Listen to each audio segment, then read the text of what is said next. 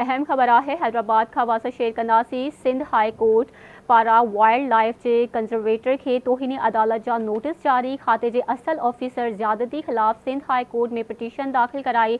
अवा के अपडेट दे रहा आहियूं। अदालत जावेद महर जी कंजर्वेटर तौर मुक़ररी जो नोटिफिकेशन मअतल कयो हो।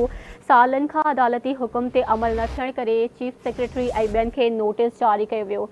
डेप्टी कंजर्वेटर दारा मुनीर काज़ी जी पिटीशन ते अदालत नोटिस जारी करे छॾिया।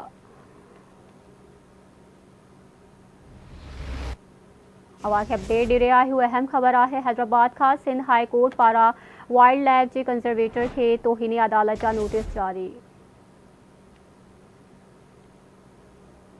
तफ़सील मालूम कंदासीं सत्तार मलिक खां। जी अपडेट कजो, कहिड़ा तफ़सील आहे?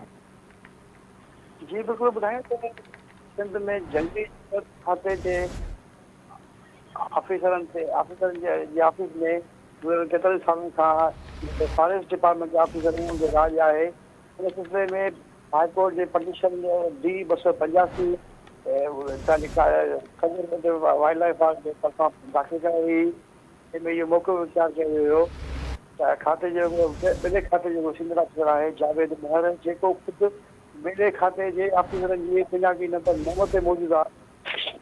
पर उनखे कंजर्वेटिव वाइल्ड लाइफ ऐं chief conservator forest department charge ॾिनी हुई।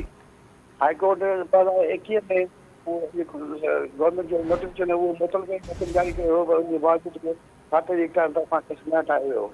हाणे वरी ताज़ो ई Sindh high court contempt of court जा नोटिस जारी करे जावेद अहमद जेको आहे कंजर्वेटिव फॉरेस्ट ऐं कंजर्वेटिव वाइल्ड लाइफ उनखे नोटिस जारी करे ॿुधरी नवंबर महीने में जेका तलब कई आहे। जी ठीक आहे, महिरबानी अवां जी अपडेट करण लाइ।